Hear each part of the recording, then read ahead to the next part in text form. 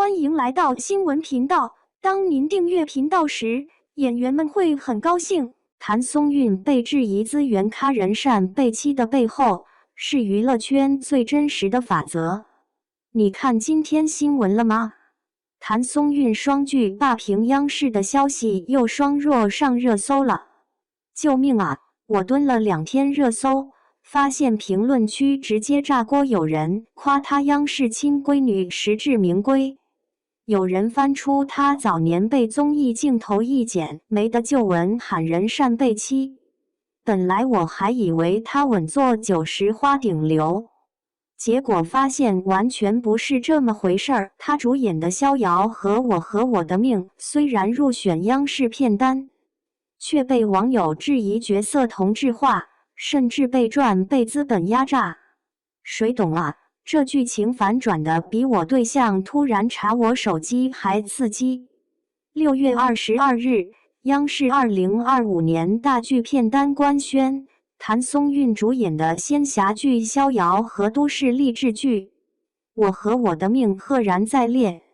按理说这是妥妥的事业飞升，但网友的关注点却歪到了别处。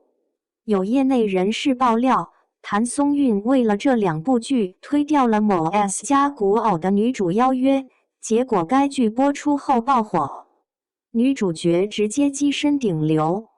更绝的是，她在《逍遥》中的戏份被压缩，原本30集的剧本被剪成24集，导致角色成长线断层。网友翻出她2022年在《王牌》对《王牌》的未播花絮，一段62秒的极乐净土舞蹈被一剪没，气的粉丝直接开骂。节目组连100分钟都容不下他的1分钟。不过我刷到他2024年的采访时，直接瞳孔地震。他在《你比星光美丽》的宣传期坦言：“我不是流量明星，只能用作品说话。”这种不争不抢的态度，让我想起他2020年金鹰奖被安排在角落的画面。当时他穿着一袭白裙坐在边缘位置，而同期提名的童谣却稳居 C 位，最终凭借配角封后。这种咖位与实力不匹配的尴尬，至今仍是粉丝心中的意难平。评论区简直是大型修罗场，支持派怒骂他从《甄嬛传》到《锦衣之下》，每部剧都用演技说话，资源好是活该。更有甚者翻出他2025年《我和我的命》的路透，在流水线上打螺丝的戏份，他愣是演出了农民工的真实感，这才是演员该有的样子。反对派则火力全开，他明明能演更多类型的角色，却被资本困在职场菜鸟创业女性的舒适区，这不是被压榨是什么？还有网友举了杨紫的例子，同样是90花，杨紫主动争取沉香如屑，直接转型顶流，谭松韵却在央视剧里打转，这就是差距。不过最绝的是，有网友挖出他早年拒绝某顶流综艺常驻邀约的内幕。据知情人士透露，节目组要求他装傻充愣制造话题，被他以不符合角色定位为由拒绝。这种不妥协的态度，让我想起赵丽颖当年拒绝《乘风破浪的姐姐》的理由：我更想专注于演技。但不同的是，赵丽颖通过《知否》成功转型，而谭松韵却因佛系被贴上资源咖的标签。其实佛系艺人的困境早已不是新鲜事。杨紫因拒绝过度营销，被质疑流量不足；周迅因坚持艺术片路线，错失多部商业大片。而谭松韵的处境更特殊，她既没有杨紫的流量，也没有周迅的奖项加持，只能靠观众缘在娱乐圈夹缝中生存。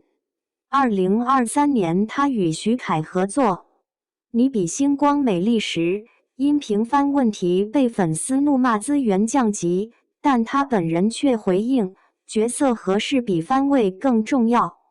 这种不争的态度，在流量为王的时代显得尤为珍贵，却也成了他被质疑的把柄。更讽刺的是，他在我和我的命中饰演的方婉之，正是一个被职场性别歧视打压的创业者。剧中他那句命运给我什么牌，我就打什么牌，被网友改编成表情包，成了当代年轻人对抗内卷的精神图腾。而现实中的谭松韵也在用实际行动诠释这句话，即便被资本压榨，被网友误解，依然坚持用作品说话。作为追了谭松韵10年的老观众，看到他如今的争议，心里挺感慨的。平心而论，他的佛系并非软弱，而是一种清醒的自我认知。从最好的我们的耿耿到以家人之名的李尖尖，他用10年时间塑造了多个深入人心的角色，靠的不是流量，而是扎实的演技。正如他在采访中说的，演员的价值在于角色，而不是热搜。这种对表演的敬畏，与某些流量明星的浮躁形成鲜明对比。但正如我和我的命导演百山所言，娱乐圈是丛林法则，太佛系容易被吃掉。谭松韵的困境，折射出整个行业对实力派的忽视。在流量明星频繁塌房的当下，他的佛系反而成了稀缺资源。或许正如网友说的，他不是被欺负，而是选择了一条更难走的路。